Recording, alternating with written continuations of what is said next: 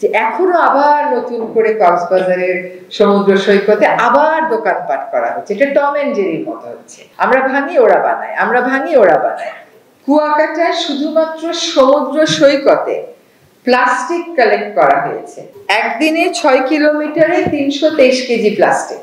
Special planning এর ব্যাপারে আমি মনে করি যে আমিও আছি অ্যাডভাইজারি প্যানেলে। আমাদের গৃহায়ন গণপূর্ত মন্ত্রণালয়ের মাননীয় উপদেষ্টা তিনিও আছেন।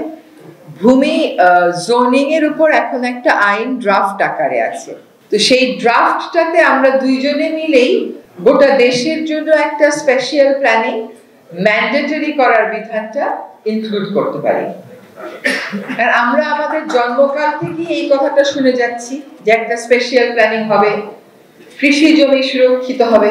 কোনো কিছু আর সুরক্ষিত হয় না। আমার বোনও কেটে কেটে ওখানে মার্কেট বানায়, বাসা বানায়। কাজে একটা স্পেশাল জোনিং আমাদের ম্যান্ডেটরি। এবং আমি আবারও আদিলুর রহমান ভাইয়ের দৃষ্টি আকর্ষণ করছি যে আমাদের এই মুহূর্তে হাতে একটা খসড়া আইন আছে, ল্যান্ড জোনিং ও কৃষি জমি সুরক্ষা আইন।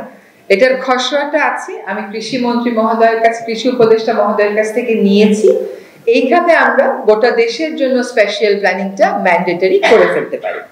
ওয়েস্ট ম্যানেজমেন্ট, আমরা যত সম্প্রসারণের কথা বলবো, আমাদের প্রথম থেকে ওখানে ওয়েস্ট ম্যানেজমেন্ট স্মার্ট করার একটা সুযোগ আছে। পরিবেশ এবং বন মন্ত্রণালয় থেকে এই দিন সাতেক আগে কুয়াকাটায় শুধুমাত্র সমুদ্র সৈকতে প্লাস্টিক কালেক্ট করা হয়েছে। একদিনে 6 কিলোমিটারে 323 কেজি প্লাস্টিক। আমরা কি ভয়াবহতাটা বুঝি? এটা তো বুঝতে হবে আমাদেরকে। এবং এই যেহেতু এটা একটা কোস্টাল এরিয়া, আমরা যদি আমাদের এই প্রপোজিশনে একটু, আপনারা কিন্তু এখনো এটা গেজেট নোটিফিকেশনের মাধ্যমে করতে পারেন যে এই সমুদ্র সৈকতে এই মাস্টার প্ল্যানের অতিরিক্ত হিসাবে, সম্পূরক হিসেবে বলে দেয়া হচ্ছে যে এখানে কোনো সিঙ্গেল ইউজ প্লাস্টিক ক্যারি করা যাবে না। এবং সকল সিঙ্গেল ইউজ প্লাস্টিকেরই বিকল্প আছে, অনর্থক তর্কে জড়িয়ে লাভ নেই।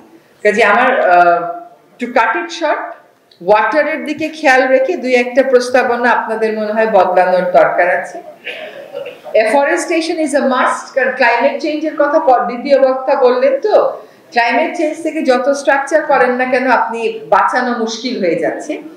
তো এখানে এফরেস্টেশনের পাশাপাশি আপনারা যদি সাইক্লোন শেল্টারের কথা বলেছেন কিনা আমি ঠিক জানি না, একটা জোন যদি ওরকম সাইক্লোন শেল্টারের জন্য বলতেন তাহলে ভালো হতো।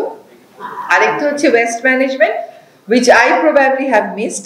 আরেকটা কথা আপনারা বলেছেন কনজারভেশন এরিয়া।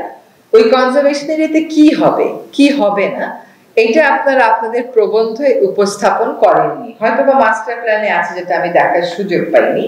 তো কনজারভেশন এরিয়াতে যে কথাগুলো আমি বললাম, যদি মনে করেন সেগুলো কিছু ইনক্লুড করার সুযোগ আছে করবেন। আর স্পেশাল প্ল্যানিং এর ব্যাপারে আমরা এই আইনটাতে দুজনেই, যেহেতু আমরা অ্যাডভাইজারি প্যানেলে আছি, আমরা কৃষি উপদেষ্টার সাথে কথা বলে এটাকে ম্যান্ডেটরি করার চেষ্টা করব।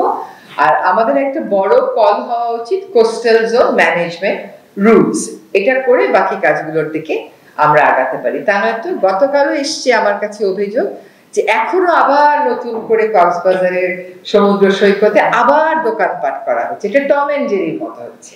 আমরা ভাঙি ওরা বানায়, আমরা ভাঙি ওরা বানায়। তো there has to be political support for that, এবং সেই জন্য কোস্টাল জোন ম্যানেজমেন্ট রুলের অধীনে জোন ABC আপনাদের করে ফেলা উচিত। ধন্যবাদ সকলকে।